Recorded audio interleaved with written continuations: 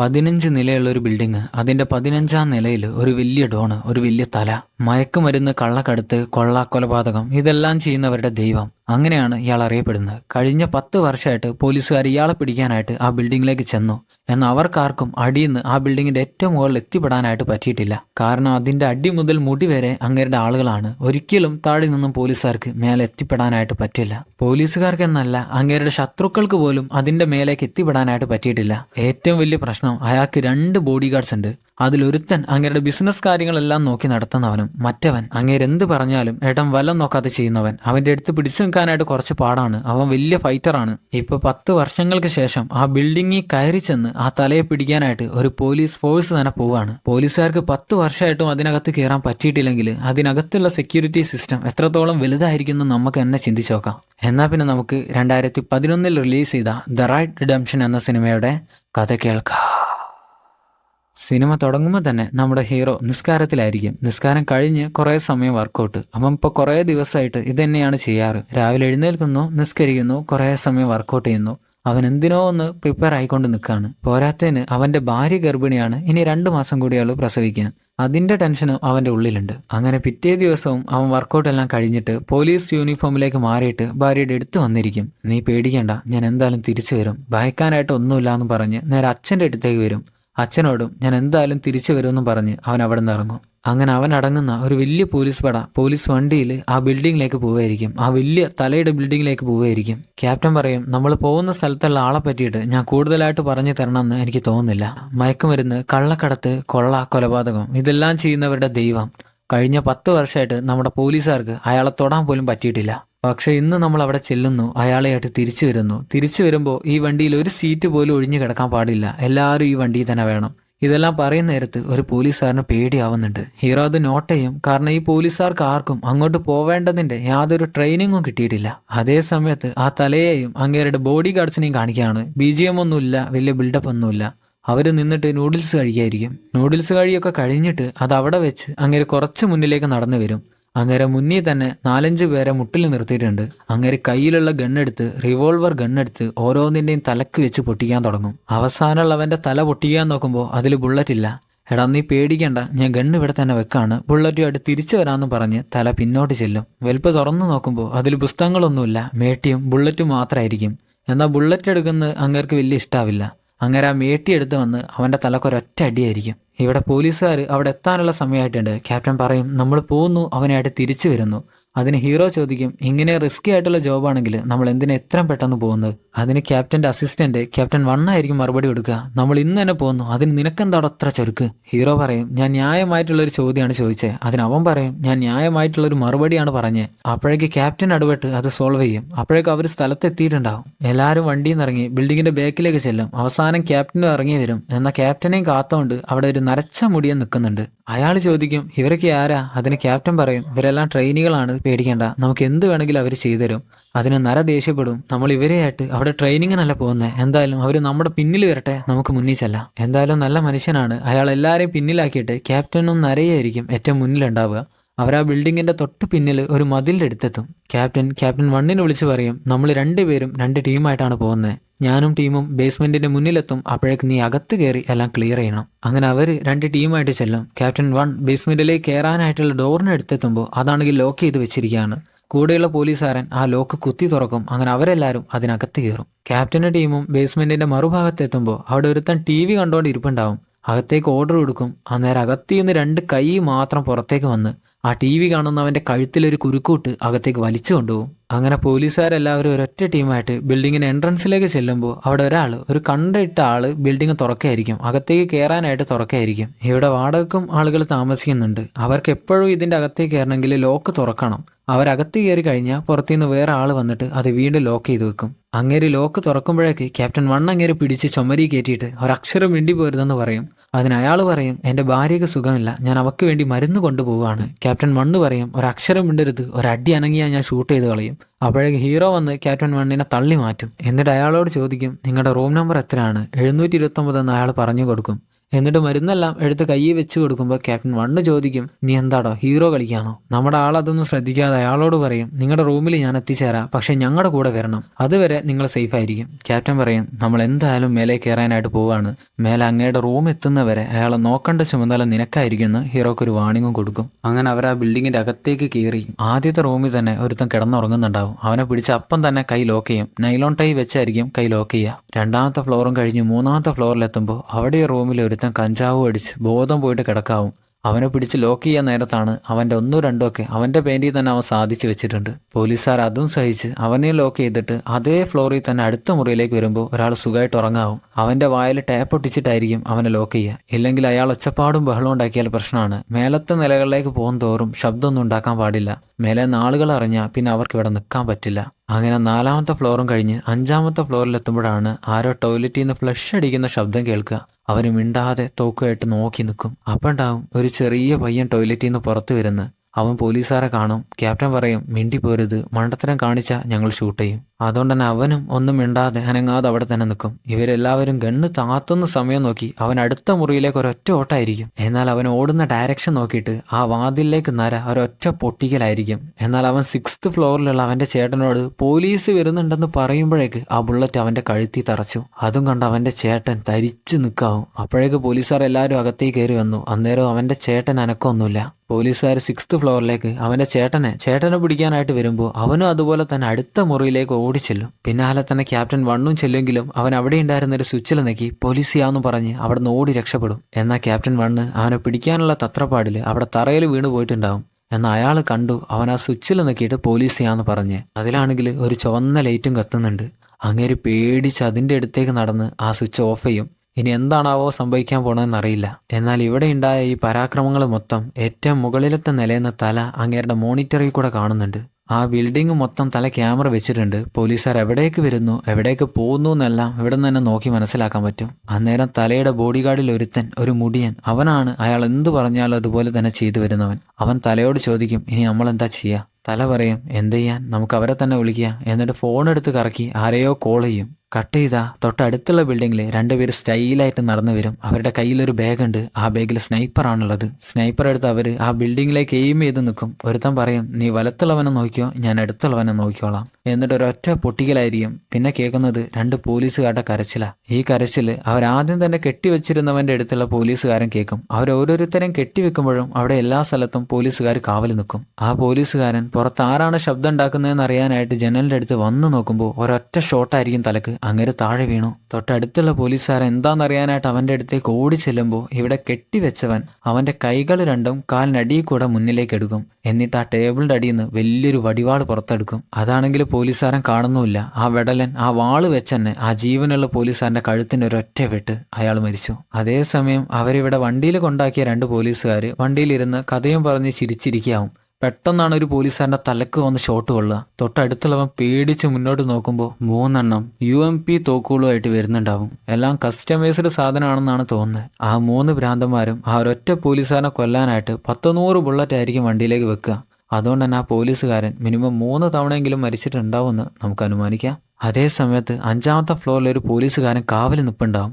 അന്നേരം ഏറ്റവും താഴത്തെ മുറിയിൽ നിന്ന് രക്ഷപ്പെട്ട വെടലൻ കയ്യിലൊരു പിസ്റ്റളും മറച്ചു വെച്ച് ആ പോലീസുകാരൻ്റെ അടുത്തേക്ക് രക്ഷിക്കണേ എന്ന് പറഞ്ഞ് ഓടിച്ചെല്ലും. പോലീസുകാരൻ അവനോട് അവിടെ നിൽക്കാൻ പറയുമെങ്കിലും പെട്ടെന്ന് അവൻ പിസ്റ്റൾ എടുത്ത് അയാളെ ഷൂട്ട് ചെയ്ത് കൊല്ലും. എന്നിട്ട് ആ മൈക്കിൻ്റെ സ്വിച്ച് നീക്കിയിട്ട് 5ാമത്തെ ഫ്ലോർ ക്ലിയർ ആണെന്ന് തലയോട് പറയും. അതേ സമയത്ത് പോലീസുകാരെല്ലാവരും കൂടെ 6ാമത്തെ ഫ്ലോറിൽ എന്ത് ചെയ്യണമെന്ന് അറിയാതെ നിൽക്കാവും. ക്യാപ്റ്റൻ എന്തായാലും നമുക്കൊരു പ്ലാൻ ഉണ്ടാക്കാമെന്ന് പറയുമ്പോൾ പെട്ടെന്നായിരിക്കും അവിടെയുള്ള കറണ്ട് മൊത്തം പോവുക. അന്നേരം കണ്ണടിയിട്ട ചേട്ടൻ ഹീറോയുടെ കയ്യിൽ നിന്ന് എസ്കേപ്പ് ആയിട്ട് ഓടിച്ചെന്ന് അങ്ങയുടെ റൂമിൽ കയറും. അന്നേരമായിരിക്കും ആ ബിൽഡിങ്ങിൻ്റെ സ്പീക്കറിൽ കൂടെ തലയുടെ അനൗൺസ്മെൻറ്റ് വരുന്നത്.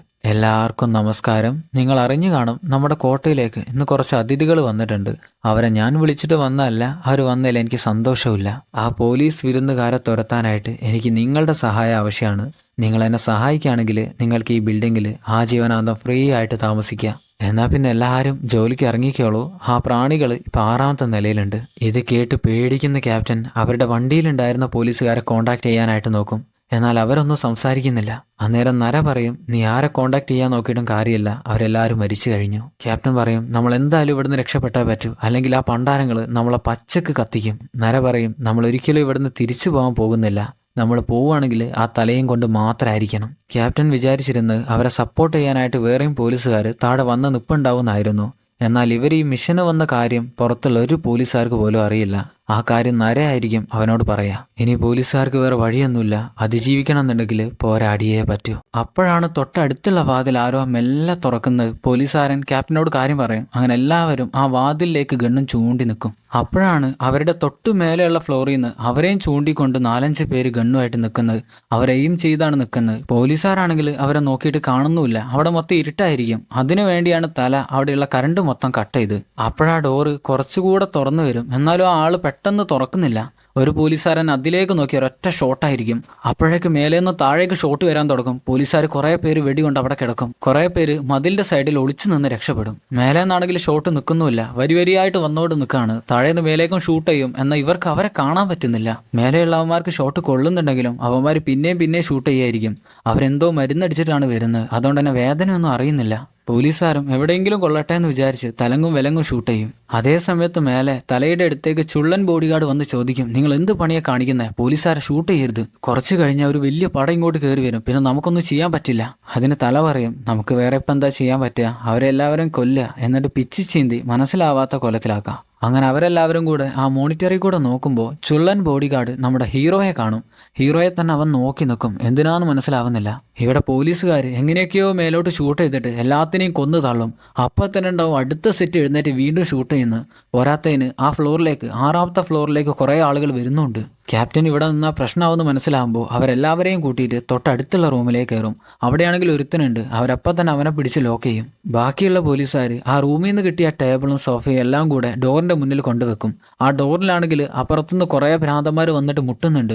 ഇവരാണെങ്കിൽ പേടിച്ച് നിൽക്കാവും. ഇനി ഇവിടുന്ന് രക്ഷപ്പെടാനായിട്ട് എന്തെങ്കിലും ഒരു വഴി കണ്ടുപിടിക്കണം. ഒരു പോലീസുകാരൻ പുറത്തുകൂടെ പോകാനായിട്ട് എന്തെങ്കിലും വഴിയുണ്ടോ എന്ന് അറിയാനായിട്ട് ജനലിന്റെ അടുത്തേക്ക് വരുന്നതും പെട്ടെന്ന് സ്നൈപ്പർ ഷോട്ട് തുടങ്ങി അങ്ങേരും താഴെ വീഴും. ക്യാപ്റ്റൻ അവന്റെ ബോഡി വലിച്ചെടുത്ത്, എന്തിനാ മോനെ ഞാൻ വേണ്ട എന്ന് പറഞ്ഞല്ലായിരുന്നോ എന്ന് ചോദിക്കും. അപ്പോൾ കൂടെയുള്ള പോലീസുകാരൻ അവിടെയുള്ള ചുമരിലും തറയിലും ഒക്കെ തട്ടി നോക്കുമ്പോൾ അത് പലകയാണെന്ന് മനസ്സിലാവും. കൂടെയുള്ള പോലീസുകാരൻ്റെ കയ്യിൽ നിന്ന് മഴു വാങ്ങിയിട്ട് അവൻ അത് തല്ലി പൊളിക്കാനായിട്ട് നോക്കും. എന്നാൽ പുറത്തുള്ളവന്മാർ ആ ഡോറും പൊളിച്ചകത്ത് കയറാനായിട്ട് വമ്പ ഉണ്ടായിരിക്കും. പോലീസുകാർ അതിൻ്റെ മുന്നിൽ പോയി നിൽക്കുമ്പോൾ പെട്ടെന്നായിരിക്കും പുറത്തുനിന്ന് അകത്തേക്ക് ഷോട്ടുകൾ വരിക. അപ്പോഴേക്ക് ആ പോലീസുകാരൻ ആ തറ പൊളിച്ചു കഴിഞ്ഞു. ക്യാപ്റ്റൻ അപ്പോഴേക്ക് അതിലൂടെ താഴേക്ക് ചാടും. എന്നാൽ സോംബികൾ വന്ന് പിടിച്ചു കൊണ്ടുപോകും പോലെ കുറേ എണ്ണം വന്ന് ക്യാപ്റ്റനെ കൊണ്ടുപോകും. അപ്പോഴേക്ക് ബാക്കിയുള്ള പോലീസുകാരും അതുവഴി താഴേക്ക് ചാടും. കൂടെ തന്നെ ക്യാമറയും ചാടും. താഴെയാണെങ്കിൽ ആയുധമൊന്നുമില്ലാത്ത കുറേ ഭ്രാന്തന്മാരായിരിക്കും ഉണ്ടാവുക. പോലീസുകാർ ഷൂട്ട് ചെയ്തും അടിച്ചും മഴ കൊണ്ട് വെട്ടിയും എല്ലാത്തിനെയും കൊല്ലും. അപ്പോഴേക്ക് മേലെയുള്ള റൂമിലേക്ക് എല്ലാം കൂടെ എത്തിയിട്ടുണ്ടാവും. ഒരുത്തൻ ആ ഹോള് വഴി താഴേക്ക് ചാടുമ്പോഴേക്ക് ഒരു പോലീസുകാരൻ അവനെയും പിടിച്ചുകൊണ്ട് ജനലിൽ കൂടെ പുറത്തേക്ക് ഇട്ട് കൊടുക്കും. എന്നാൽ ഈ റൂമിന്റെ വാതിലിനടുത്തും എല്ലാ ഭ്രാന്തന്മാരും എത്തിയിട്ടുണ്ടാവും. പോലീസുകാർ ഡോറിന് നോക്കി ഷൂട്ട് ചെയ്യുമ്പോൾ കുറേ എണ്ണം അപ്പുറത്ത് മരിച്ചു വീഴും. ഇനിയും ഇവിടെ തന്നെ പിടിച്ചു നിൽക്കാൻ പറ്റില്ല. മറ്റേ പോലീസുകാരൻ വീണ്ടും തറ പൊളിക്കാൻ തുടങ്ങുമ്പോൾ പെട്ടെന്നായിരിക്കും താഴേന്ന് ഷോട്ട് വന്നിട്ട് അയാളെ തറയിലേക്ക് ഇറങ്ങി പോവുക. എന്നെ സഹായിക്കണേ എന്ന് പറയുമ്പോഴേക്ക് ക്യാപ്റ്റൻ വണ്ണും വേറൊരു പോലീസുകാരനും കൂടെ അയാളെ പിടിച്ചു പൊക്കാൻ നോക്കും. എന്നാൽ പിന്നെ ഷോട്ട് വരും. തറയിൽ കുടുങ്ങിക്കിടക്കുന്ന പോലീസുകാരനും എടുക്കാൻ വന്ന പോലീസുകാരനും മരിക്കും. എന്നാൽ ക്യാപ്റ്റൻ വണ്ണിന്റെ ചെവിക്കും അടിവേറിനും ഓരോ ഷോട്ട് വെച്ച് കൊള്ളും. അങ്ങനെ അലറി വിളിച്ച് താഴെ വീഴും. ബാക്കിയുള്ള പോലീസുകാർ അതേ സ്പോട്ടിലേക്ക് ഫയർ ചെയ്യും. പിന്നെ താഴേന്ന് ബുള്ളറ്റ് ഒന്നും മേലേക്ക് വരുന്നില്ല. താഴെയുള്ളവന്മാരെല്ലാം മരിച്ചു എന്നാണ് തോന്നുന്നത്. ഇനി താഴേക്ക് പോകാനായിട്ട് വേറെ വഴിയൊന്നുമില്ല. ഹീറോ അവിടെ ഉണ്ടായിരുന്ന ഗ്യാസ് സിലിണ്ടർ എടുത്ത് അവിടെയുള്ള ഫ്രിഡ്ജിൽ എടുത്ത് വെക്കും. എന്നിട്ട് 2 പോലീസുകാർ കൂടെ ചേർന്നിട്ട് അത് മുന്നോട്ട് ഉന്തുമായിരിക്കും. അപ്പം തന്നെ വീണ്ടും ഷോട്ടുകൾ വാതിലിൽ കൂടെ വന്നിട്ട് അതിലൊരു പോലീസുകാരനും കൂടെ കൊണ്ട് അങ്ങേരും മരിച്ചു. ഹീറോ അതേ സ്പോട്ടിലേക്ക് ഫയർ ചെയ്യും. എന്നാൽ അപ്പോഴേക്ക് ബുള്ളറ്റ് തീർന്നു. പെട്ടെന്ന് തന്നെ പിസ്റ്റൾ എടുത്ത് വീണ്ടും ഷൂട്ട് ചെയ്യും. അപ്പോഴേക്ക് അവർ ആ ഫ്രിഡ്ജ് ഉന്തിയിട്ട് ആ വാതിലിന് മുന്നിൽ എത്തിയിട്ടുണ്ടാവും. ഹീറോ പറയും, ഞാൻ ഇതിനകത്ത് ഗ്രനേഡ് വെക്കും, അപ്പം തന്നെ ഈ ഫ്രിഡ്ജ് തിരിച്ചു വെച്ചാണോ? അങ്ങനെ ഗ്രനേഡ് വെച്ചു. അപ്പം തന്നെ ഫ്രിഡ്ജ് അടച്ച് അത് തിരിച്ചു വെക്കും. ഒരൊറ്റ പൊട്ടിത്തെറിയായിരിക്കും. അപ്പുറത്തുള്ളവന്മാരെല്ലാം കരിഞ്ഞു മരിച്ചു. ഹീറോയും പോലീസുകാരനും കൂടെ ദൂരേക്ക് തെറിച്ചു വീഴും. ഇത് മോണിറ്ററിൽ കൂടെ കാണുന്ന തല ഇതെന്ത് തേങ്ങയാന്ന് ചോദിക്കും. അതിന് ചുള്ളം ബോഡി ഗാർഡ് പറയും അവരുടെ പവർ കാണിക്കാൻ തുടങ്ങി. കൂടെ തന്നെ അവൻ പറയും, നമ്മുടെ വാടകക്കാരിൽ 30ഓളം പേര് ഇവിടെ നിന്ന് ഇറങ്ങിപ്പോയി. അതിന് തല കുറച്ചു നേരം ചിന്തിച്ചിട്ട് പറയും, അവരുടെ റൂം തിരഞ്ഞു നോക്കുകയാണെങ്കിൽ കുറച്ച് മരുന്നുകൾ കിട്ടും. അതാണ് അവർ നമുക്ക് തരാനുള്ള വാടക. എന്നിട്ട് 2 ബോഡി ഗാർഡ്സിനോടും എന്നാ പിന്നെ നോക്കി നിൽക്കണ്ട, താഴെ ചെന്ന് നിങ്ങളുടെ വേട്ട ആരംഭിച്ചോളൂ എന്ന് പറഞ്ഞ് 2 പേരെയും താഴേക്ക് പറഞ്ഞു വിടും. കൂടെ തന്നെ ഒരു സ്പെഷ്യൽ ഫോഴ്സിനെയും തല താഴേക്ക് അയക്കും. ഡിങ്കനും ടീമും അവർ പോലീസുകാരെ കണ്ടെത്തി തേടി പിടിച്ച് കൊല്ലാൻ വരുന്നവരാണ്. എന്നാൽ ഇഞ്ചിഞ്ചായിട്ട് മരിക്കാൻ കിടക്കുന്നവരെയും അവർ വെട്ടിക്കൊല്ലും. കുറച്ച് സമയം കഴിയുമ്പോഴാണ് ഹീറോക്ക് ബോധം വരിക. കണ്ണു തുറക്കുമ്പോൾ കൂടെയുള്ള പോലീസുകാരൻ മിണ്ടരുത്, ഒച്ചയുണ്ടാക്കരുത്, പുറത്ത് ആളുകളുണ്ട്, നമുക്ക് ഈ വഴി രക്ഷപ്പെടാൻ പറ്റില്ല, മേലെ കൂടെ തന്നെ രക്ഷപ്പെടാന്ന് പറയും. ഹീറോ ശബ്ദമൊന്നും ഉണ്ടാക്കാതെ മെല്ലെ ഒരു ടേബിൾ എടുത്ത് ആ ഹോളിനടിയിൽ വെച്ച് ക്യാപ്റ്റൻ വണ്ണിനെ ആ ഹോളിൽ കൂടെ മേലേക്ക് വിടും. എന്നാൽ നരയും ക്യാപ്റ്റനും വേറൊരു പോലീസുകാരനും കൂടെ വേറൊരു വഴിക്കായിരിക്കും പോവുക. എന്നാൽ മേലെ എത്തിയ ക്യാപ്റ്റൻ വണ്ണ് ഹീറോക്ക് കൈ വെച്ച് കൊടുക്കുമ്പോൾ ഹീറോയും അതേ വഴി മേലേക്ക് കയറും. ഇപ്പം ഈ 5 പോലീസുകാർ മാത്രമാണ് ബാക്കിയുള്ളത്. ബാക്കിയുള്ളവരെല്ലാവരും മരിച്ചു. എന്നാൽ ബാക്കിയുള്ളവരാണെങ്കിൽ തന്നെ 2 ടീമായിട്ട് 2 വഴിക്കായിരിക്കും പോകുന്നത്. ക്യാപ്റ്റൻ ടീമും തൊട്ടടുത്തുള്ളൊരു ബാത്റൂമിൽ ടോയ്ലറ്റ് റൂമിൽ ചെന്നിട്ട് ഒളിച്ചു നിൽക്കും. ആരും കാണില്ല എന്നാണ് അവർ വിചാരിക്കുക. എന്നാൽ കുറച്ച് സമയം കഴിയുമ്പോഴായിരിക്കും അങ്ങോട്ട് ഡിങ്കൻ്റെ വരവ്. അവൻ്റെ വാള് വെച്ച് ചുമരിൽ തട്ടി തട്ടി ഓരോ ബാത്റൂമും വന്ന് തുറന്നു നോക്കും. എന്നാൽ അതിലൊന്നും നമ്മുടെ ടീംസ് ഉണ്ടാവില്ല. അവർ ബാത്റൂമിൻ്റെ ഏറ്റവും അവസാനമായിട്ട് ഒരു മതിലിൻ്റെ സൈഡിലാണ് ഒളിച്ചു നിൽക്കുന്നത്. അന്നേരം മേലെ പോയ ക്യാപ്റ്റൻ വണ്ണും ഹീറോയും കൂടെ ആ കണ്ണടക്കാരൻ്റെ റൂമിലേക്കായിരിക്കും പോകുന്നത്. അവർ റൂമിൽ നിന്ന് ഇറങ്ങി മെല്ലെ നടക്കുമ്പോൾ ക്യാപ്റ്റൻ വണ്ണ് പറയും, നമ്മൾ അങ്ങോട്ട് പോകരുത്, അവൻ അവരുടെ ആളാണ്. ഹീറോ പറയും, അവൻ അവരുടെ ആളൊന്നുമല്ല, പേടിക്കണ്ട, നമ്മളവിടെ സേഫ് ആയിരിക്കും. അതിന് ക്യാപ്റ്റൻ വൺ പറയും, അഥവാ അവൻ അവരുടെ ആളെങ്ങാനും ആണെങ്കിൽ ഞാൻ നിന്നെ വെച്ചേക്കില്ല, അതിൻ്റെ ആവശ്യമൊന്നുമില്ല, നമ്മൾ അവിടെ എത്തുമ്പോഴേക്ക് തട്ടിപ്പൊക്കോളൂ എന്ന് ഹീറോ പറയും. അങ്ങനെ അവർ രണ്ടുപേരും കൂടെ കണ്ണടക്കാരൻ്റെ റൂമിലേക്ക് നടക്കാവും. പെട്ടെന്നായിരിക്കും ആ ഭ്രാന്തന്മാരെല്ലാവരും കൂടെ ഹീറോയുടെ അടുത്തേക്ക് വരുന്നത്. ക്യാപ്റ്റൻ വണ്ണിനെ മാറ്റി നിർത്തിയിട്ട് ഹീറോ അവരോട് ഫൈറ്റ് ചെയ്യാൻ തുടങ്ങും. ലാത്തിയും കത്തിയും വെച്ചൊരു പ്രത്യേക തരം ഫൈറ്റ് ആയിരിക്കും ഹീറോയുടേത്. ലാത്തി വെച്ച് ബ്ലോക്ക് ചെയ്യുക, കത്തി കൊണ്ട് വെട്ടുക, കുത്തുക, കീറുക. അവിടുന്ന് ഇവിടുന്നുമായിട്ട് കുറേ മെഡലന്മാർ വരുമ്പോൾ എല്ലാത്തിനും അടിച്ചിട്ടാൽ ശരിയാവില്ല, എല്ലാം പിന്നെ എഴുന്നേറ്റ് വരും. അതുകൊണ്ട് തന്നെ അവന്മാരുടെ ഒക്കെ കാലിനിട്ട് കുത്തി കീറിയായിരിക്കും താഴെ ഇടുക. അതാവുമ്പോൾ പിന്നെ നടക്കാൻ പറ്റില്ല. അങ്ങനെ ഒരുവിധം എല്ലാത്തിനെയും കുത്തി കീറി താഴെ ഇടുമ്പോഴാണ് ഒരുത്തൻ കോടാലിയായിട്ട് വരുന്നത്. അവൻ്റെ കാലിൽ ലാത്തിയോണ്ട് വലിച്ചെടുത്ത് തൊടയിൽ കുത്തി വലിയൊരു കീറൽ വെച്ച് കൊടുക്കും. അവന് പിന്നെ അവിടെ നിന്ന് എഴുന്നേൽക്കാൻ പോലും പറ്റില്ല. ഹീറോയുടെ മെയിൻ സാധനം ഇത് തന്നെയാണ്, കാല് വലിച്ചെടുക്കുക, തൊടയിൽ കുത്തി കീറുക. അന്നേരം ക്യാപ്റ്റൻ വണ്ണ് അങ്ങേരെ കൊണ്ട് കഴിയുന്ന പോലെ ഹീറോ അടിച്ചിട്ട് അവന്മാരെ എല്ലാം കുത്തി കൊല്ലും. എന്നാൽ ഹീറോയുടെ അടുത്തേക്ക് വരുന്ന ഭ്രാന്തന്മാരുടെ എണ്ണം കുറയുന്നില്ല. ഹീറോ എല്ലാത്തിനും അടിച്ചിട്ട് അവസാനം വരുന്നവൻ്റെ തല ആ ചുമരിൽ ഒരു 5-6 വട്ടം ഇടിച്ചു കൊടുക്കും. അങ്ങനെ അവൻ്റെ കടിയും മാറിക്കിട്ടും. അങ്ങനെ ക്യാപ്റ്റൻ വണ്ണിനെയായിട്ട് ഹീറോ വീണ്ടും നടക്കുന്ന സമയത്ത് അവരുടെ തൊട്ടടുത്ത റൂമിൽ നിന്ന് കൊത്തരാജു അവൻ്റെ റിവോൾവർ ഗണ്ണ് ലോഡ് ചെയ്യുന്നുണ്ടാവും. പെട്ടെന്ന് വന്ന് ഷൂട്ട് ചെയ്യാൻ നോക്കുമ്പോഴേക്ക് ഹീറോ ആ തോക്ക് വാങ്ങിയിട്ട് അവൻ്റെ ചങ്കി തന്നെ വെച്ച് പൊട്ടിക്കും. എന്നാൽ ആ ശബ്ദം താഴെ ബാത്റൂമിൽ ടോയ്ലറ്റിൽ നിൽക്കുന്ന ഡിങ്കൻ കേൾക്കും. അവൻ അപ്പം തന്നെ അവൻ്റെ ആളുകളോട് മേലേക്ക് ചെല്ലാൻ പറയും. അങ്ങനെ അവർ തിരിച്ചു നടക്കുമ്പോഴായിരിക്കും അവിടെ ഒളിച്ചു നിൽക്കുന്ന ക്യാപ്റ്റനും നരയ്ക്കും സമാധാനമാവുക. അവർ കയ്യിൽ കത്തിയെല്ലാം വെച്ച് പേടിച്ച് വിറച്ചായിരുന്നു ഇരുന്നിരുന്നത്. അപ്പോഴേക്ക് ഹീറോയും ക്യാപ്റ്റനും കൂടെ ആ കണ്ണടക്കാരൻ്റെ റൂമിൻ്റെ അടുത്തെത്തും. ഹീറോക്ക് മനസ്സിലായി താഴേന്നു ആളുകൾ മേലേക്ക് വരുന്നുണ്ട്. ഹീറോ ഡോറിന് മുട്ടുമ്പോൾ അകത്തുനിന്ന് ആരും സംസാരിക്കുന്നില്ല. ഹീറോ പറയും, ഞാൻ സംസാരിക്കുന്നതല്ല നിങ്ങൾ കേൾക്കുന്നുണ്ടെന്ന് എനിക്കറിയാം, നിങ്ങൾ പെട്ടെന്ന് തന്നെ ഡോറ് തുറക്കണം, എൻ്റെ കൂടെ തന്നെ വെടികൊണ്ട ഒരാൾ കൂടെയുണ്ട്, അവരിപ്പം ഞങ്ങളുടെ അടുത്തെത്തും, ഞങ്ങൾ അവർ കൊല്ലും. എന്നാൽ കണ്ണടക്കാരൻ്റെ ഭാര്യ വാതിൽ തുറക്കാൻ സമ്മതിക്കില്ല. അവൾ പറയും, വെറുതെ വാതിൽ തുറന്ന് വയ്യാവേലികളൊന്നും വിളിച്ച് വരുത്തരുത്. ഹീറോ പറയും, അവരിതാ ഞങ്ങളുടെ അടുത്തെത്തി, തൊട്ടടുത്തെത്തി. അപ്പോഴേക്ക് ഡിങ്കനും ടീംസും മേലെ എത്തിയിട്ടുണ്ടാവും. ഒരു മതിൽ തിരിഞ്ഞാൽ പിന്നെ അവരെ കാണാനേ ഉള്ളൂ. ഹീറോ ഇങ്ങനെയെല്ലാം സംസാരിക്കുന്നത് കേൾക്കുമ്പോൾ ഭാര്യ പിന്നെ ഒന്നും പറയില്ല. കാരണം അവക്കറിയാം മരണത്തിന്റെയും ജീവിതത്തിന്റെ ഇടയിലുള്ള കഷ്ടപ്പാട്. അവളും ഇപ്പൊ സുഖമില്ലാതെ കിടക്കാണ്. കണ്ണട എപ്പോൾ തന്നെ റൂം തുറന്നെടുക്കും. അവരകത്ത് കയറി ഡോർ അടയ്ക്കുമ്പോൾ തന്നെ ആയിരിക്കും അങ്ങോട്ട് ഡിങ്കനും ടീമും എത്തുന്നത്. അവരാണെങ്കിൽ അവിടെ വെറുതെ നിൽക്കാനുള്ള പ്ലാനൊന്നുമില്ല. എല്ലാ റൂമും ചെക്ക് ചെയ്തിട്ട് അവർ പോകും. കണ്ണട അവരെ രണ്ടുപേരെയും അയാളുടെ റൂമിലുണ്ടായിരുന്ന ഒരു സീക്രട്ട് ഡോറ് തുറന്നിട്ട് അതിൻ്റെ അകത്തേക്ക് കയറ്റും. അവർ രണ്ടുപേരും ആ റൂമിൻ്റെ ഒരു മൂലയ്ക്ക് പോയിരിക്കും. അപ്പം തന്നെ ആയിരിക്കും ഡിങ്കൻ ആ റൂമിലേക്ക് കയറി വരുന്നത്. കണ്ണട അപ്പം തന്നെ ഓടിച്ചെന്ന്, എന്താടോ എൻ്റെ റൂമിലേക്ക് കയറി വരുന്നതെന്ന് ചോദിക്കുമ്പോൾ ഡിങ്കൻ പറയും, നീ എന്താടോ ഇവിടെ ആരെങ്കിലും ഒളിപ്പിച്ച് വെച്ചിട്ടുണ്ടോ? നിനക്കെന്താ എത്രക്ക് ധൃതി? ആരെങ്കിലും ഒളിപ്പിച്ച് വെച്ചിട്ടുണ്ടെങ്കിൽ ഇപ്പം തന്നെ പറഞ്ഞോ, എൻ്റെ സമയത്തിനെങ്ങാൻ മെനക്കെടുത്താൻ നിന്നാ പിന്നെ നിന്നെ ഞാൻ കൊന്നുകളയും. കണ്ണടയും പിന്നെയൊന്നും സംസാരിക്കില്ല, പേടിച്ച് മിണ്ടാതെ നിൽക്കും. എന്നാൽ ഡിങ്കന് ആ സീക്രട്ട് മുറിയുടെ മതിൽ കാണുമ്പോൾ തന്നെ എന്തോ ഒരു സംശയമായിരിക്കും. അവൻ അതിന് മുകളിലുണ്ടായിരുന്ന ഫോട്ടോസ് എല്ലാം മാറ്റിയിട്ട് അവൻ്റെ വാൾ വെച്ച് അതിലേക്ക് കുത്താൻ തുടങ്ങും. കുത്തി ഹീറോയുടെ തൊട്ടടുത്തെത്താൻ നേരത്ത് അവർ രണ്ടുപേരും വലിഞ്ഞു നിൽക്കും. എന്നാൽ അവസാനത്തെ കുത്ത് ഹീറോയുടെ മുഖത്തുകൂടെ തേഞ്ഞായിരിക്കും പോവുക. അപ്പോഴേക്ക് കണ്ണട പുറത്ത് പ്രശ്നം ഉണ്ടാക്കും. ഞാൻ പറഞ്ഞില്ലടോ ഇവിടെ ആരും ഇല്ലാന്ന്, ഇതൊന്നും നശിപ്പിക്കില്ല, ഇതെല്ലാം ഞാൻ വാങ്ങി വെച്ച സാധനങ്ങളാണ്. അത് കാണുമ്പോൾ ഡിങ്കൻ അത് സോൾവ് ചെയ്യാനായിട്ട് അങ്ങോട്ട് ചെല്ലുമ്പോൾ ഈ റൂമിനകത്ത് ഹീറോയുടെ മുഖത്ത് ആ കത്തി അങ്ങനെ തന്നെ നിൽക്കാണ്, ആ വാൾ അങ്ങനെ തന്നെ നിൽക്കാണ്. ഹീറോ പേടിച്ച് ആ വാളിലേക്ക് കൈ വെച്ച് അമർത്തി പിടിക്കും. അവൻ്റെ ചോര ഇപ്പോൾ ആ വാളിലായിട്ടുണ്ട്, അതെങ്ങനെങ്കിലും തുടച്ചു കളയണം, ഇല്ലെങ്കിൽ ആ വാൾ തിരിച്ചെടുക്കുമ്പോൾ ഡിങ്കന് മനസ്സിലാവും ഇതിനകത്ത് ആരോ ഉണ്ട്. അങ്ങനെ ആ വാള് ഡിങ്കൻ വലിച്ചെടുക്കുമ്പോൾ ആ വാളിലുണ്ടായിരുന്ന ചോര ഹീറോയുടെ കയ്യിൽ പറ്റി പിടിക്കും. ഡിങ്കനും വേറെ സംശയമൊന്നും ഉണ്ടാവില്ല, അവനും ആ റൂമിൽ നിന്ന് ഇറങ്ങിച്ചെല്ലും. ഹീറോ അപ്പോഴേക്ക് ക്യാപ്റ്റൻ വണ്ണിനെ സോഫയിൽ കിടത്തിയിട്ട് അങ്ങേരുടെ അടിവയറ്റിലുണ്ടായിരുന്ന ആ ബുള്ളറ്റ് എടുക്കാനുള്ള പരിപാടി നോക്കും. കണ്ണടയോട് ഇവിടെ എന്തെങ്കിലും കത്തി കിട്ടാനുണ്ടോയെന്ന് ചോദിക്കുമ്പോൾ അയാൾ ഷേവ് ചെയ്യുന്ന ബ്ലേഡ് ആയിരിക്കും കൊണ്ടു കൊടുക്കുക. അതിന് ക്യാപ്റ്റൻ വണ്ണ് ഇത് മാത്രമേ ഉള്ളൂ, ഇവിടെ വേറെ ഒന്നും കിട്ടാനില്ല എന്ന് ചോദിക്കും. അതിന് അയാൾ വേറെ ഒന്നുമില്ല, ചോപ്സ്റ്റിക്ക്, ഫോർക്ക്, ഇത് രണ്ടുമാണ് പിന്നെ ഉള്ളതെന്ന് പറയും. ഹീറോ വേറൊന്നും നോക്കില്ല. പിന്നെ ആ ബ്ലേഡ് വെച്ച് തന്നെ, ഷേവിംഗ് ബ്ലേഡ് വെച്ച് തന്നെ ആ ബുള്ളറ്റ് എടുക്കാൻ നോക്കും. ബുള്ളറ്റ് എടുക്കുന്ന സമയത്ത് ക്യാപ്റ്റൻ വൺ അലറി വിളിക്കും. എന്നാൽ ആ സമയത്ത് പുറത്ത് ഗുണ്ടകളൊന്നുമില്ല. അതുകൊണ്ട് തന്നെ അവരിപ്പോൾ സേഫാണ്. അതേ സമയത്ത് വേട്ടക്ക് ലിഫ്റ്റിൽ കൂടെ ഇറങ്ങി വരുന്ന ചുള്ളൻ ബോഡി ഗാർഡ് അവന്റെ കയ്യിലൊരു കത്തി എടുത്ത് പിടിക്കും.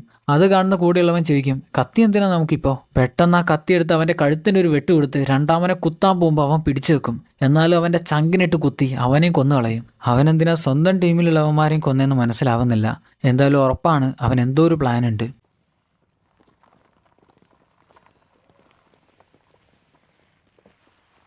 അതേ സമയത്ത് ഹീറോ ക്യാപ്റ്റൻ വണ്ണിന്റെ ബോഡിയിലുണ്ടായിരുന്ന ബുള്ളറ്റ് എല്ലാം പുറത്തെടുക്കും. എന്നിട്ട് കണ്ണടയോട് ചോദിക്കും, നിങ്ങൾക്ക് ഈ ബിൽഡിങ്ങിനെ കുറിച്ച് അറിയാവുന്നതെല്ലാം എന്നോടൊന്ന് പറയണം. എന്നാൽ ഇവിടുന്ന് രക്ഷപ്പെടാനുള്ള എന്തെങ്കിലും ഒരു വഴി എനിക്ക് കണ്ടുപിടിക്കാം. അതിന് അയാൾ പറയും, എനിക്ക് ബിൽഡിങ്ങിനെ കുറിച്ച് കൂടുതലൊന്നും അറിയില്ല. ഇങ്ങോട്ട് കയറി കഴിഞ്ഞാൽ പിന്നെ നിങ്ങൾക്ക് തിരിച്ചു പോകണമെന്നുണ്ടെങ്കിൽ നിങ്ങൾക്ക് വന്ന വഴി മാത്രമേ ഉള്ളൂ. ഈ ബിൽഡിങ്ങിനെ കുറിച്ച് കൂടുതൽ എന്തെങ്കിലും അറിയണമെങ്കിൽ എന്നെക്കാളും അറിയുന്നത് നിങ്ങളുടെ കൂടെ തന്നെ വന്ന നിരയാണ്. അങ്ങനെ ഞാൻ പലതവണ ഇവിടെ കണ്ടിട്ടുണ്ട്. ഹീറോക്ക് മനസ്സിലായി ഇവിടെ നിന്ന് രക്ഷപ്പെടണം എന്നുണ്ടെങ്കിൽ ഒരു വഴി കണ്ടുപിടിച്ചേ പറ്റൂ.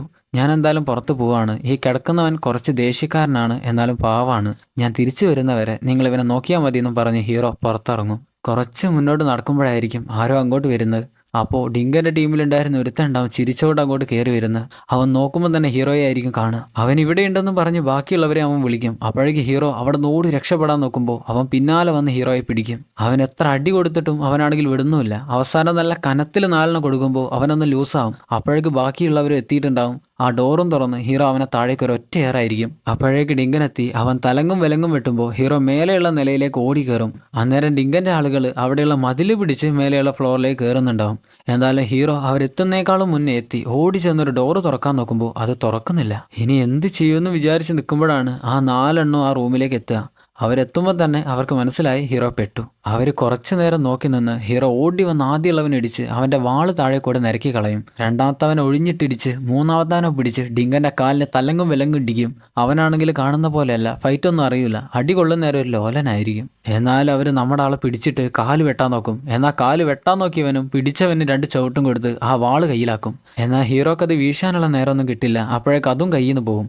അവസാനം 2 എണ്ണത്തിന്റെ ചുമരിന്റെ അവിടെ ഇവിടെ ഇട്ട് തലങ്ങും വിലങ്ങും അടിയായിരിക്കും. ഒരുത്തനെ ചവിട്ടി വാതിലും പൊളിച്ച് അകത്തേക്കിട്ട് മറ്റവന്റെ തല പിടിച്ച് ചാടി ആ വാതിൽ പൊളിഞ്ഞ ഭാഗത്തേക്ക് അവന്റെ കഴുത്ത് വെച്ച് കൊടുക്കും. ആ മരത്തിന്റെ ചീളിൽ അവന്റെ കഴുത്ത് തറച്ച് അവൻ അപ്പം തന്നെ മരിക്കും. എന്നാലും ഡിങ്കം വിടില്ല. അവന്റെ ടീമുമായിട്ട് വീണ്ടും അകത്തേക്ക് കയറും. പിന്നെ 2 മിനിറ്റ് അവിടുന്ന് പൊരിഞ്ഞടിയായിരിക്കും. കൂടെയുള്ളവൻ ഇടിച്ചിട്ട് ഡിങ്കന്റെ മെഡുല്ല ഒബ്ലാങ്കേറ്റൊക്കെ ഇട്ട് ഒരൊറ്റ ഇടി കൊടുക്കും. അന്നേരമാണ് അവനൊന്ന് ബോധം പോയി താഴെ വീഴുക. എന്നാൽ താഴെ നിന്നൊരു പടം മേലെ കയറി വരുന്ന ശബ്ദം കേൾക്കുന്നുണ്ട്. ഹീറോ അപ്പോഴേക്ക് ഡിങ്കനെ പിടിച്ച് ആ ജനലിൽ കൂടെ താഴേക്ക് ഒരൊറ്റ ചാട്ടാവും. തട്ടാനും മുട്ടാനുള്ള സ്ഥലത്ത് മൊത്തം ഡിങ്കനായിരിക്കും തട്ടുന്നത്. അവസാനം അവരൊരു കൊട്ടയിൽ ചെന്ന് വീഴും. എന്നാൽ അവിടെ ഇരിക്കാനുള്ള നേരം കിട്ടില്ല. പുറത്തുനിന്ന് ഷോട്ടുകൾ വരും. നമ്മുടെ ആള് വേഗം തൊട്ടടുത്തുള്ള റൂമിലേക്ക് കയറുമ്പോൾ അവിടെയാണെങ്കിൽ ഒരു ചെക്കനും പെണ്ണും എന്തൊക്കെയോ പരിപാടിയായിട്ട് ഇരിക്കുകയാണ്. ഹീറോക്കാണെങ്കിൽ ആ വീഴ്ചയിൽ അവന്റെ ബാലൻസ് മൊത്തം നഷ്ടമാവും. അവനാണെങ്കിൽ നേരെ നിൽക്കാൻ പറ്റില്ല. മൊത്തമായിട്ട് ഒരു തല ചുറ്റൽ പോലെ ആയിരിക്കും. അവൻ എങ്ങനെയൊക്കെയോ ആ റൂമിൽ നിന്ന് പുറത്തിറങ്ങുമെങ്കിലും അവന് വീണ്ടും നടക്കാൻ പറ്റില്ല, താഴെ വീണു പോകും. അപ്പോഴാണ് അവന് ഭാര്യനെയും കൊച്ചിനെയും പറ്റി ഓർമ്മ വരിക. വയറ്റിലുള്ള കൊച്ചിനെയും പറ്റി ഓർമ്മ വരിക. അന്നേരം തന്നെ അവൻ വീണ്ടും എഴുന്നേറ്റ് നടക്കും. കുറച്ച് മുന്നോട്ട് നടക്കുമ്പോഴായിരിക്കും ഒരു ഡോറും തുറന്ന് പെട്ടെന്ന് ആ ചുള്ളൻ ഗാർഡ് അവനെ വലിച്ചകത്തേക്ക് ഇടുക. ഹീറോ അടിക്കാനായിട്ട് നോക്കെങ്കിലും അവന്റെ മുഖം കാണുമ്പോൾ പിന്നെ അടിക്കില്ല. എന്താന്ന് മനസ്സിലാവുന്നില്ല.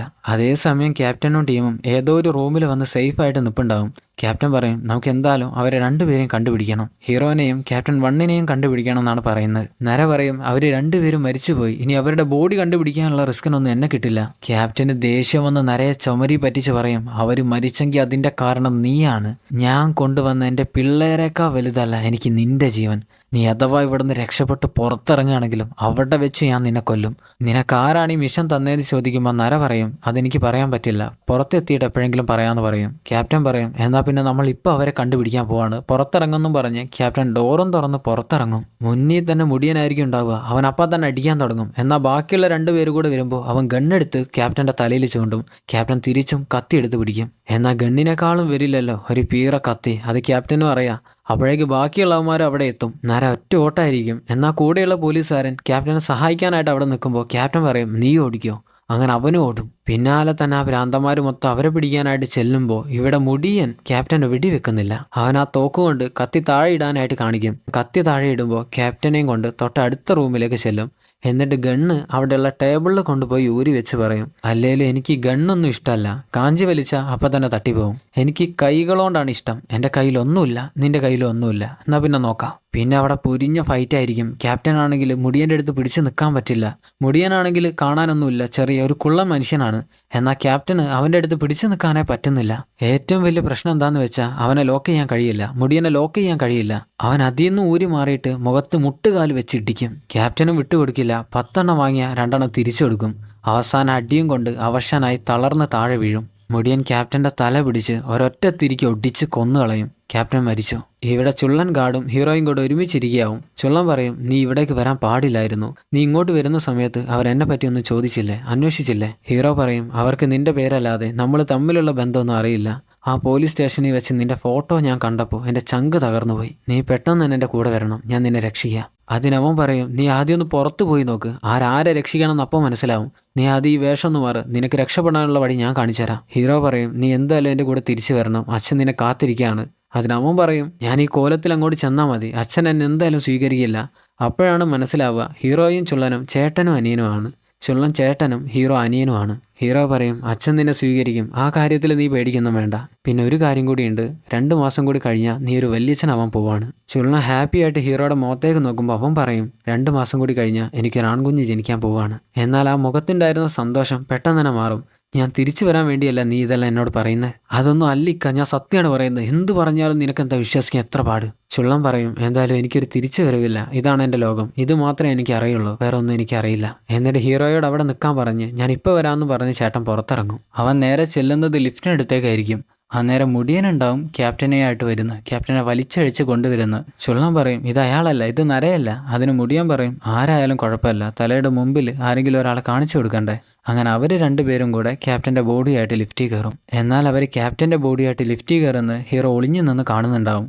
അതും കഴിഞ്ഞ് അവൻ അവിടെ നിന്ന് ഇറങ്ങി നേരെ മേലെയുള്ള റൂമിലേക്ക് ചെല്ലും, മേലെയുള്ള ഫ്ലോറിലേക്ക് ചെല്ലും. അന്നേരം ഒരു ഡോറും തുറന്ന് പോലീസുകാരൻ ഞങ്ങൾ ഇവിടെ ഉണ്ടെന്ന് പറഞ്ഞ് ഹീറോയെ അകത്തേക്ക് വിളിക്കും. അകത്ത് കയറുന്ന ഹീറോ ക്യാപ്റ്റൻ മരിച്ച കാര്യവും ക്യാപ്റ്റൻ 726 റൂമിൽ കിടക്കുന്ന കാര്യവും പറഞ്ഞു കൊടുക്കും. നര പറയും, നമ്മൾ ഇനി ഒരു നിമിഷം പോലും ഇവിടെ നിൽക്കാൻ പാടില്ല, നമ്മൾ പെട്ടെന്ന് തന്നെ ഇവിടുന്ന് രക്ഷപ്പെടണം, നമ്മുടെ കൂടെയുള്ള എല്ലാവരും ഇപ്പം മരിച്ചു. ഹീറോ പറയും, ഇവിടെയുള്ള ഓരോ ചോര തുള്ളികൾക്കും നീ ഒറ്റ ഒരുത്തനാണ് കാരണം, അതുകൊണ്ട് നമ്മൾ ഇവിടുന്ന് തലയെ തൂക്കിയിട്ടേ പോകുന്നുള്ളൂ.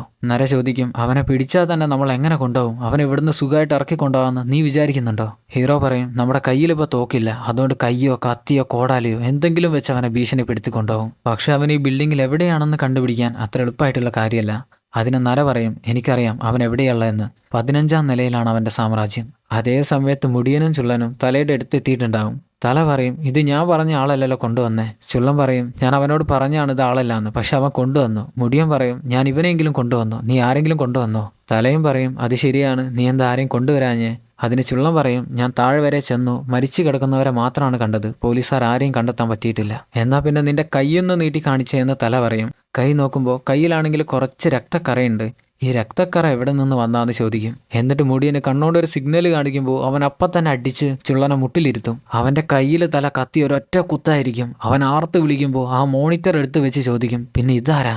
ആ CCTVയിൽ പെട്ടിട്ടുണ്ട് ചുള്ളൻ ഹീറോയെ ഒരു റൂമിലേക്ക് വലിച്ചെടുക്കുന്നത്. നീ ആരെയും കണ്ടില്ലെങ്കിൽ പിന്നെ ഇതാരാന്ന് ചോദിക്കും. നീയും അവനുമായിട്ടുള്ള ബന്ധം എന്താ? പറഞ്ഞില്ല കൊന്നു കളയൂ എന്ന് പറയുമ്പോൾ ചുള്ളൻ ഒരു മുട്ടൻ തെറി തലയെ വിളിക്കും. അവിടുന്ന് ബ്ലാക്കൗട്ട് ചെയ്താൽ 12ാമത്തെ നിലയിൽ കുറേ ഭ്രാന്തന്മാർ കൂടിയിട്ട് മയക്കുമരുന്ന് പ്രൊഡ്യൂസ് ചെയ്യായിരിക്കും. പെട്ടെന്നാണ് ഹീറോ ഒരുത്തനെ അടിച്ചിട്ടുണ്ട് ആ റൂമിലേക്ക് കയറി വരിക. പിന്നെ അവിടെ നിന്ന് മുട്ട ഇടിയായിരിക്കും. താഴേന്ന് കണ്ട പോലെയുള്ള അടിയല്ല, ഇവിടെ ആളുകളുടെ എണ്ണം കൂടുതലാണ്. അതിനനുസരിച്ച് ഹീറോ അവൻ്റെ അടിയുടെ സ്റ്റൈൽ മാറ്റും. അതിൻ്റെ മുന്നിൽ ഒരുത്തനും പിടിച്ചു നിൽക്കാൻ പറ്റൂല. വരുന്നവരെല്ലാം നല്ല അടിയും വാങ്ങിയിട്ടായിരിക്കും പോവുക. നരയും നമ്മൾ വിചാരിച്ച പോലെയുള്ള ആളല്ല, പെരുത്ത് ഇടിയായിരിക്കും. അടിച്ചാലും പിന്നെയും പിന്നെ അടിക്കും. കയ്യിൽ എന്ത് സാധനം കിട്ടിയാലും അതും വെച്ച് അടിയായിരിക്കും. കസാരയൊക്കെ കയ്യിൽ കിട്ടിയാൽ പറയണ്ട, അത് വെച്ച് ചൊണ്ണ തിരിച്ചു കൊടുക്കും. എന്നാൽ കൂടെയുള്ള പോലീസുകാരൻ വലിയ അടിയും പിടിയൊന്നുമില്ല, ഇവർക്ക് വേണ്ട എല്ലാ സൗകര്യവും ചെയ്തു കൊടുക്കും. അവസാനം ഹീറോക്ക് ടേബിളിൽ കയറി ചെന്നൊരടിയുണ്ട്.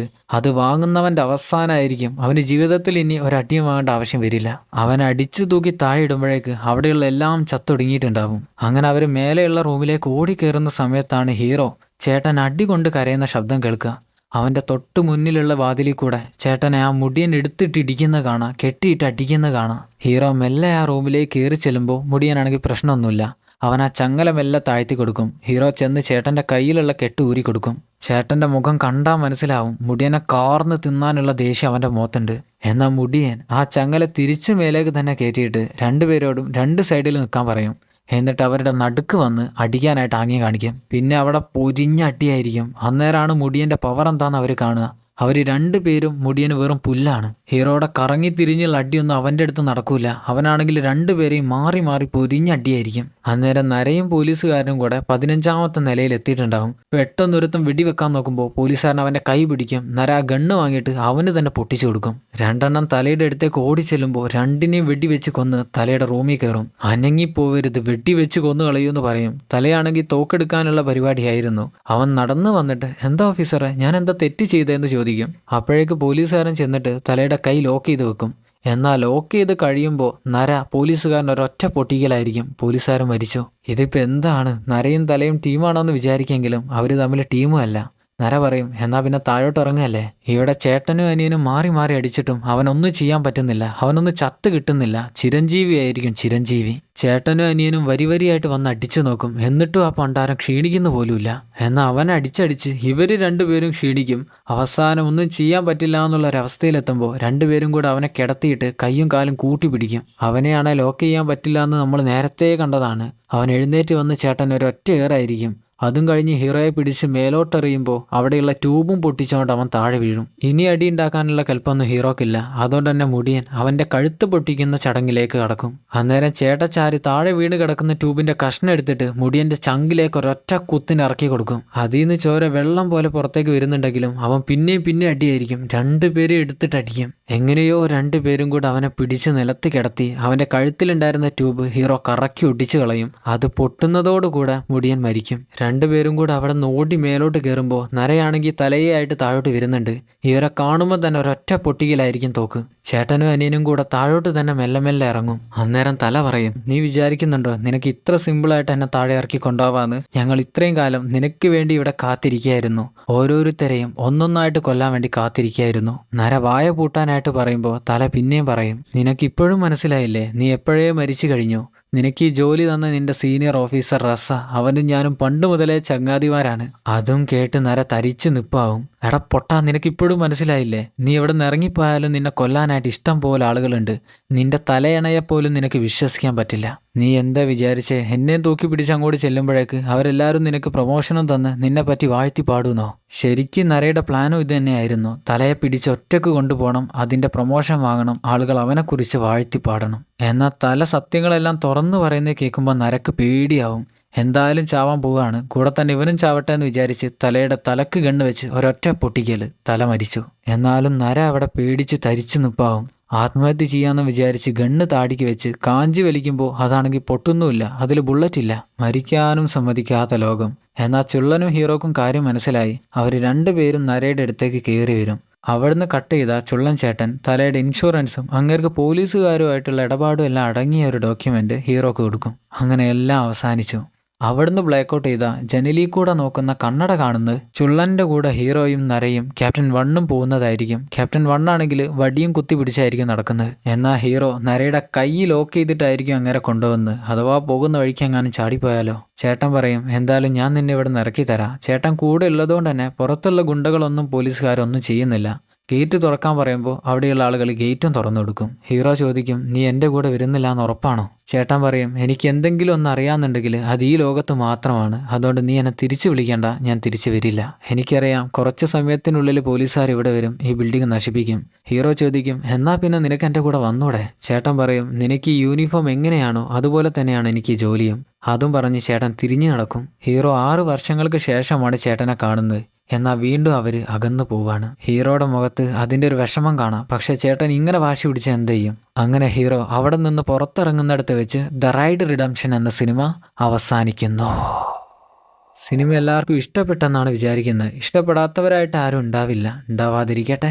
ഈ സിനിമ ഒന്നുകൂടെ എടുത്തു വെച്ച് കാണുന്നത് എന്തുകൊണ്ടും നല്ലതായിരിക്കും. കാരണം ഇതിലെ ഫൈറ്റ് സീക്വൻസ് എല്ലാം മാരകമാണ്. മാരകമെന്ന് പറഞ്ഞാൽ മ്യാരകം. കണ്ടാൽ കണ്ണെടുക്കാൻ തോന്നൂല, അത്ര തന്നെ. വീണ്ടും വീണ്ടും റിപ്പീറ്റ് അടിച്ച് നമ്മളത് കാണും. ഈ സിനിമയ്ക്കൊരു 2ാം ഭാഗം കൂടിയുണ്ട്. 1ാം ഭാഗത്തേക്കാളും വലുതാണ് 2ാം ഭാഗം. വലിയ കഥയാണ് അതിൽ ചർച്ച ചെയ്യുന്നത്. സിനിമ ഇഷ്ടപ്പെട്ടവരെന്തായാലും സിനിമയെക്കുറിച്ചുള്ള ഒരു അഭിപ്രായം കമൻറ്റ് ബോക്സിൽ അറിയിക്കുക. ഇഷ്ടപ്പെടാത്തവരും അതെന്താണ് കാരണമെന്ന് കമൻറ്റ് ബോക്സിൽ അറിയിക്കുക. ചാനൽ സബ്സ്ക്രൈബ് ചെയ്യാത്തവരെന്തായാലും സബ്സ്ക്രൈബ് ചെയ്യുക. വീഡിയോക്ക് ലൈക്ക് ചെയ്യാത്തവർ എന്തായാലും മറക്കാതെ ലൈക്ക് ചെയ്യുക.